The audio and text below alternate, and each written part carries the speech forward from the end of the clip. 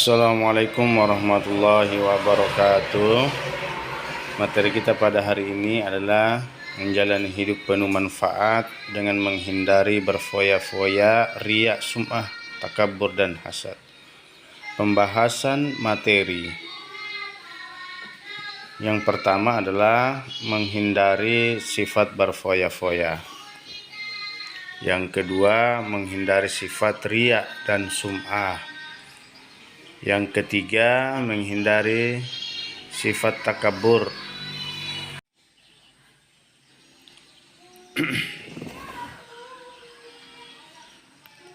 Selanjutnya adalah menghindari sifat berfoya-foya.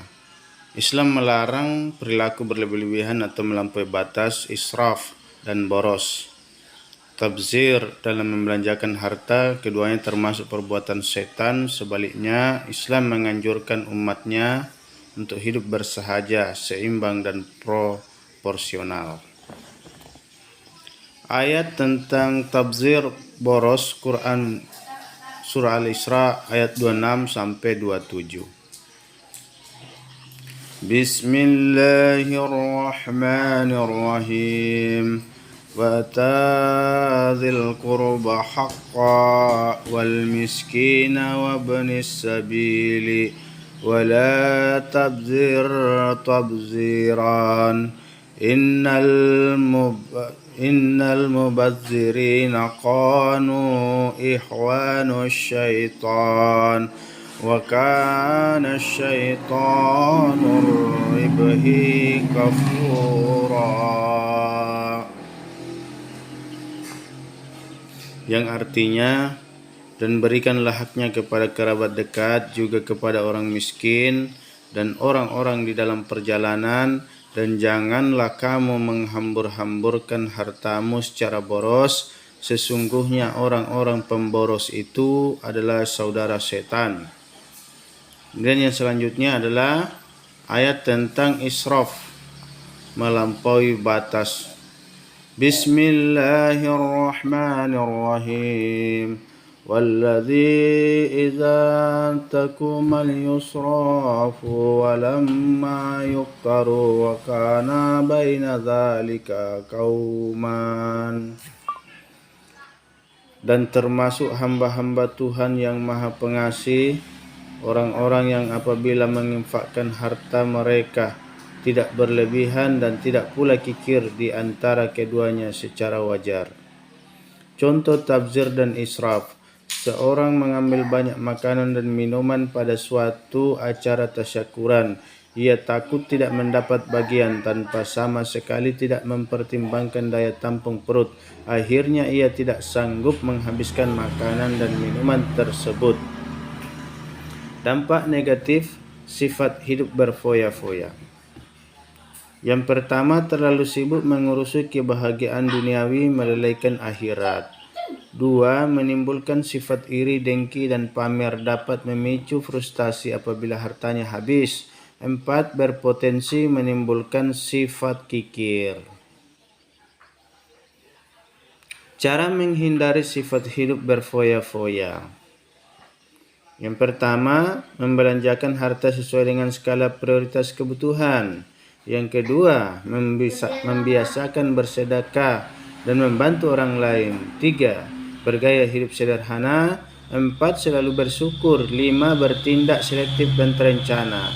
6. Bersikap rendah hati. Menghindari sifat riya dan sum'ah. Ini bagian kedua.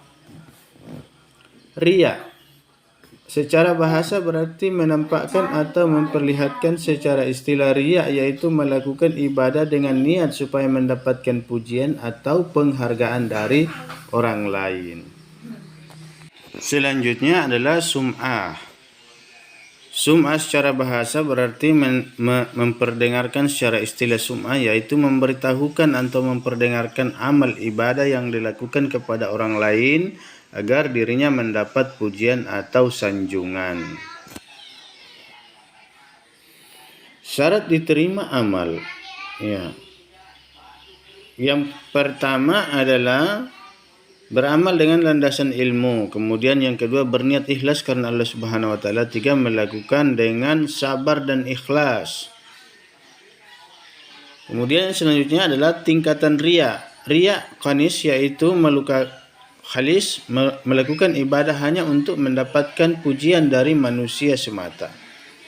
Kemudian riya syirik yaitu melakukan perbuatan karena niat menjalankan perintah Allah dan sekaligus karena ingin mendapatkan sanjungan orang lain. Ditinjau dari bentuknya, riya dibagi menjadi 2, yaitu riya dalam niat, kemudian riya dalam perbuatan. Contoh perbuatan riya. Riya dalam niat. Seorang berkata bahwa ia ikhlas beribadah karena Allah, padahal dalam hatinya tidak demikian, maka hal ini termasuk riya dalam niat. Kemudian riya dalam perbuatan. Seorang memperlihatkan badan yang kurus, wajah pucat agar disangka sedang berpuasa dan menghabiskan waktu malam untuk sholat tahajud. Kemudian contoh yang kedua, seseorang memakai baju muslim lengkap dengan surbannya agar disangka sebagai orang yang taat beribadah. Ciri-ciri seseorang yang bersifat riya dan sum'ah. Yang pertama, menyebut dan mengungkit amal baik yang pernah dilakukan. Yang kedua, beramal hanya sekadar ikut-ikutan bersama orang lain, malas melakukan amal soleh bila tidak dilihat oleh orang lain, melakukan amal kebaikan apabila sedang berada di tengah halayak ramai. Kemudian yang kelima, amalnya selalu ingin dilihat dan didengar agar dipuji. Yang keenam, ekspresi amal berbeda karena sedang dilihat oleh orang lain atau tidak. 7, tampak lebih rajin dan bersemangat dalam beramal saat mendapat sanjungan. Sebaiknya semangatnya akan turun apabila mendapat cemoohan dari orang lain.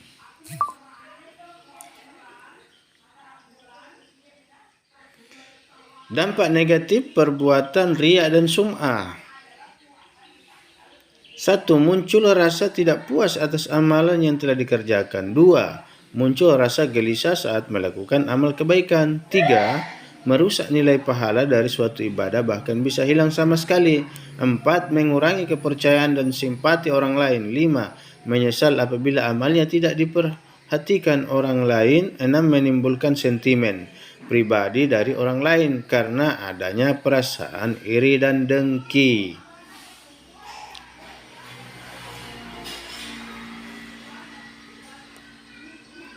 Kemudian cara menghindari perbuatan riya dan sum'ah. Ya, yang pertama meluruskan niat.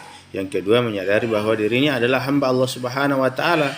3. Memohon pertolongan Allah Subhanahu wa taala. 4. Memperbanyak rasa syukur. 5. Memperbanyak ingat kematian. 6. Membiasakan hidup sederhana. Menghindari sifat takabur. Ya. Takabur adalah sikap seseorang yang menunjukkan sifat sombong atau merasa lebih kuat, lebih hebat dibanding orang lain. Orang takabur selalu meremehkan dan merendahkan orang lain, tidak mau mengakui kehebatan dan keberhasilan orang lain, dan menolak kebenaran. Allah Subhanahu wa taala berfirman dalam Quran surah Al-A'raf ayat 40. Bismillahirrahmanirrahim. Innal ladzina kazzabu bi ayatina wastakbiru wa anha la nufattihu lahum abwabus samai wa la yadkhuluna al-jannata hatta yalijal jamalu fi samil hayati wa kadzalika najzil mujrimin. Sadaqallahul azim. Yang artinya, sesungguhnya orang-orang yang mendustakan ayat-ayat kami akan menyombongkan diri terhadapnya, tidak akan dibukakan pintu-pintu langit bagi mereka, dan mereka tidak akan masuk surga sebelum untuk masuk ke dalam lubang jarum. Demikianlah kami memberi balasan kepada orang-orang yang berbuat jahat. Dampak negatif sikap takabur. Yang pertama, dibenci Allah Subhanahu wa taala dan Rasulnya. Yang kedua, dibenci dan dijauhi oleh masyarakat. Yang ketiga, mata hatinya terkunci dari memperoleh hidayah kebenaran. 4, mendapatkan siksa dan kehinaan di akhirat. 5, dimasukkan ke dalam neraka. Ya, demikianlah pembacaan kali ini. Insyaallah kita lanjut minggu depan. Wassalamualaikum warahmatullahi wabarakatuh.